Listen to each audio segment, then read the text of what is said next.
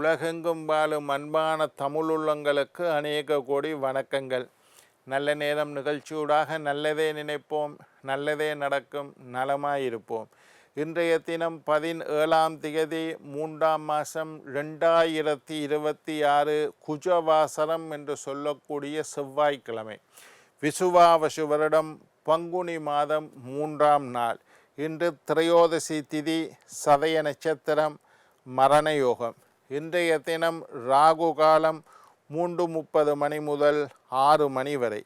இன்றைய தினம் யமகண்டம் 9:30 மணி முதல் 11 மணி வரை. இன்றைய தினம் நல்ல நேரம் 11 மணி முதல் 12:30 மணி வரை. இன்றைய தினம் குளிகன் நேரம் 12:30 மணி முதல் 2 மணி வரை. இன்றைய தினம் ஆயில்ய நட்சத்திரக்காரர்களுக்கு சந்திராஷ்டம தினம். ஆயில்ய நட்சத்திரக்காரர்களுக்கு சந்திராஷ்டம தினம். சூளம் வடக்கு, பரிகாரம் பால். என்ன நேர்களே, வாருங்கள் இனி இன்றைய தினத்திற்குண்டான ராசி பலன்களை பார்க்கலாம்.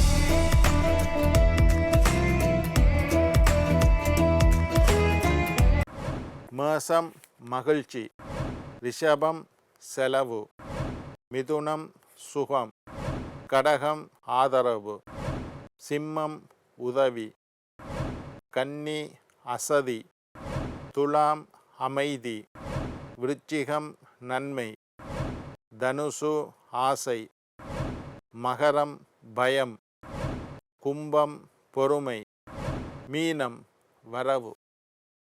ஆன்மீக தகவல் பகுதியில் தொடர்ந்து உங்களை சந்தித்து வருவதில் மட்டற்ற மகிழ்ச்சி அடைகின்றேன்.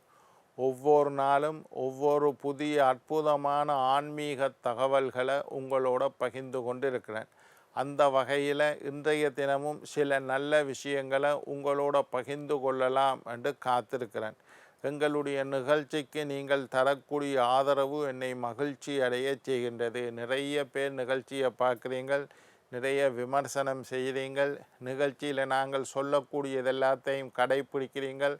என்ன நேரில் சந்திக்கக்குள்ள சொல்கிறீங்கள், ஐயா நீங்கள் டிவியில் சொன்னதெல்லாம் நாங்கள் செய்கிறோம், சந்தோஷமாக இருக்கிறோம்ண்டு. இதெல்லாம் எனக்கு மகிழ்ச்சி அளிக்கின்றது.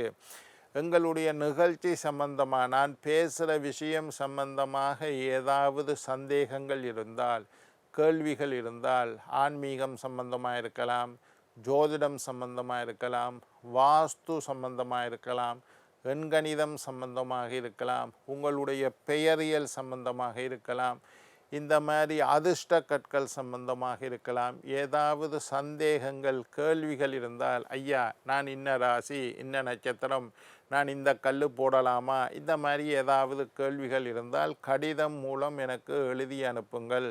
எல்லாருக்கும் பிரயோசனப்படுற மாதிரி கேள்வியை கேட்டீங்கன்னா அந்த பதிலை நான் சொல்லுவேன். எல்லாருக்கும் அதன் பயன் தரக்கூடியதாக இருக்கும்.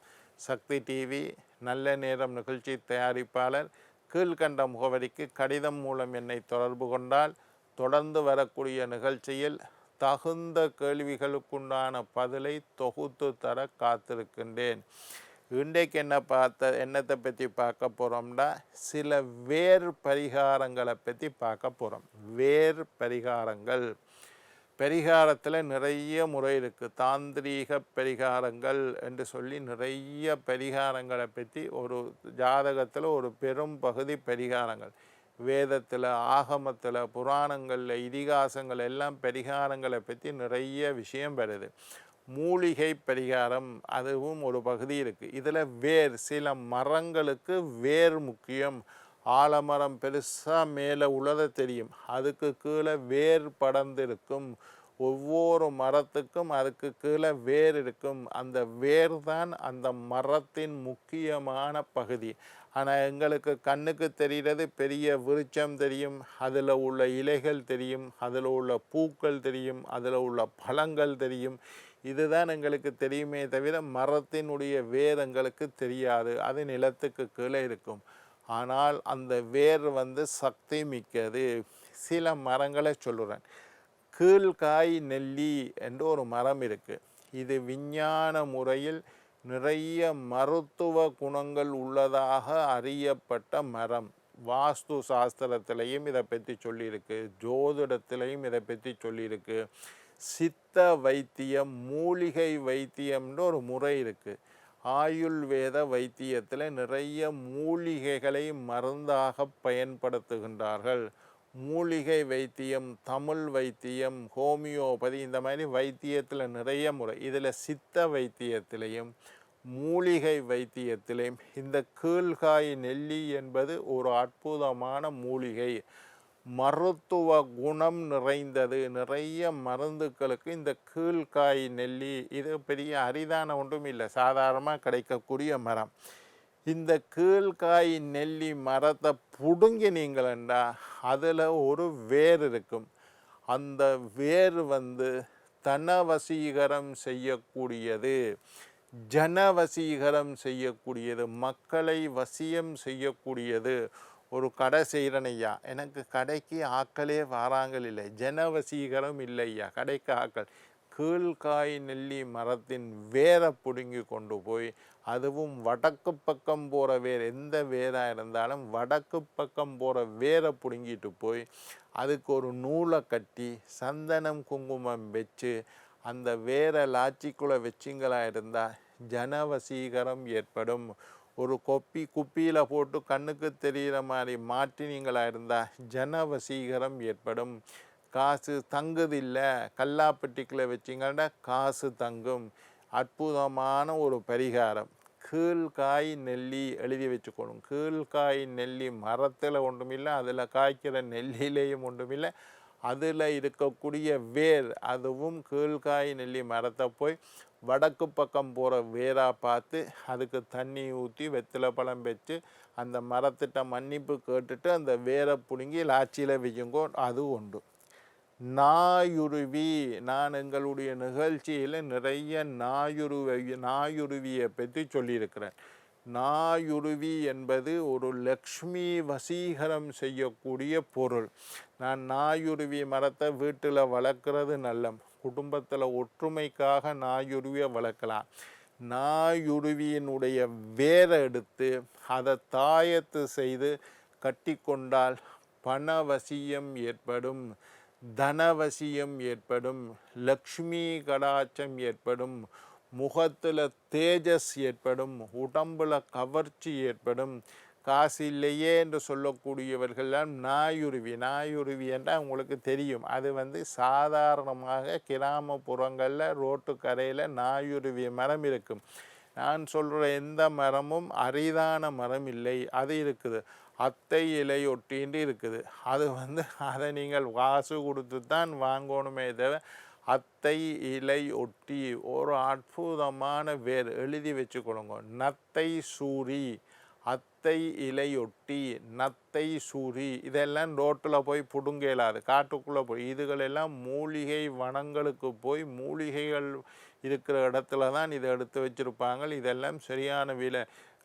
நத்தை சூரி என்று ஒரு இந்தளவு துண்டு 15,000 ரூபா வரும். நத்தை சூரி என்று சொல்கிறது. அது மாதிரி கஷ்டமான மரங்களை பற்றி இப்போ சொல்லலை. நாயுருவி, இதுலேயும் செந்நாயுருவி, சிகப்பு கலரில் ஒரு நாயுருவி மரம் இருக்குது. நாயுருவி என்ன தெரியும், அதை பிடுங்கினீங்கன்னா அதில் ஒரு வேர் இருக்கும். அது லக்ஷ்மி அம்சம் பொருந்தியது. இழந்தது கிடைக்கும். ஐயா, காசை நான் ஒருத்தருக்கு கொடுத்தேன், அவர் திரும்பி தரமாட்டார்ன்ட்டு சொல்லுறேன். அப்போ காசை இழந்துட்டீங்க, அது திரும்பி கிடைக்கணும்னா நாயுருவி வேர் உங்களுக்கு வேலை செய்யும். நாயுருவி வேர் எடுத்து அதில் மஞ்சள் பூசி குங்குமம் வச்சு அதை ஒரு துணியில் மூட்டை கட்டி காசு பெட்டியில் வைக்கலாம், பணப்பட்டியில் வைக்கலாம், கல்லாப்பட்டியில் வைக்கலாம், அலுமாரியில் வைக்கலாம், சாமி ரூமில் வைக்கலாம். அது ஒரு வெள்ளி சுரைக்குள்ளே போட்டு இடுப்பில் கட்டலாம், கையில் கட்டலாம், பேர்ஸுக்குள்ளே ஒரு துண்டு நாயுருவி வேற வச்சிருக்கலாம். நாயுருவியை இப்படியெல்லாம் பயன்படுத்தலாம். ஆலம் விழுது வேர், ஆலம் விழுது வேர். ஆலமரம் உங்களுக்கு தெரியும், பெருசாக இருக்கும். ஆலமரத்து வேரை பற்றி நான் சொல்லலை. ஆலமரத்தில் இருந்து விழுது தொங்கும், அதை நீங்கள் பார்த்துருப்பீங்க. அந்த விழுது என்ன செய்யும், பூமியில் படும். பூமியில் பட்டோன்னா அது வேர் வைக்கும். அந்த வேரை எடுக்கணும். ஆழமாக புரிந்து கொள்ளுங்கள். ஆலமரத்து வேர் அல்ல, ஆலம் விழுது வேர். ஆலமரத்தினுடைய விழுதினுடைய வேரை எடுத்து அல்லது ஆலம் விழுதை எடுத்து வச்சு அதுக்கு ஒரு சிகப்பு நூலை சுற்றி சந்தனம் குங்குமம் வச்சு தாயத்தை செய்து போடலாம். பணப்பெட்டியில் வைக்கலாம், காசு வைக்கிற இடத்துல வைக்கலாம். சாமி தட்டில் கொண்டு வையுங்கோ. நீங்கள் கும்பிட கும்பிட கும்பிட அதுக்கு நல்லது. ஆலம் விழுது வேர். இழந்த நகை திரும்பி அதுலேயும் வடக்கு போகிற எந்த வேராக இருந்தாலும் வடக்கு பக்கம் திசை இருக்குது. வடக்கு கிழக்கு தெற்கு மேற்கு. இதில் வடக்கு கிழக்கு பக்கம் சூரியன் உதிக்கிற பக்கம் வடக்கு திசை நோக்கி போகக்கூடிய வேரை வெட்டி எடுங்கோ. அதை வெட்டி கத்தியால் வெட்டக்கூடாது. ஒரு இரும்புனால் அடித்து அதை வெட்டணும். கத்தியாலேயோ கத்திரிக்கோளாலேயோ வாளாலேயோ அறுத்து வெட்டக்கூடாது. எந்த மரத்து வேறான இரும்புனால் அடித்து சிதைச்சு அந்த வேரை எடுக்கணும். அதை எடுத்து காசுப்படி இதெல்லாம் ஆலம் விழுது வேர் ரோட்டாக இருக்கும். அதை எடுத்து வையுங்கோ. இழந்த நகை கிடைக்கும். அடைவு வச்ச நகையை மீட்க முடியலையா, நகைப்பெட்டிக்குள்ளே இதை வையுங்கோ. அடைவு வச்ச நகையை மீட்கலாம். திருட்டு போன நகை திரும்பி கிடைக்கிறதுக்கு வாய்ப்பு இருக்குது. நகையோடு வைக்கலாம், காசோடு வைக்கலாம், வெள்ளியோடு சேர்த்து வைக்கலாம். சாமி தட்டில் படத்தில் வைக்கலாம். ஆலம் விழுது வேர். இழந்த நகை கிடைக்கும். வடக்கு பக்கம் வர நூல் சிகப்பு நூல் சுற்றி வையுங்க. வெள்ளருக்கு வேர். வெள்ளருக்க மரம்ன்றது ஊரில் நிறைய இருக்கும்.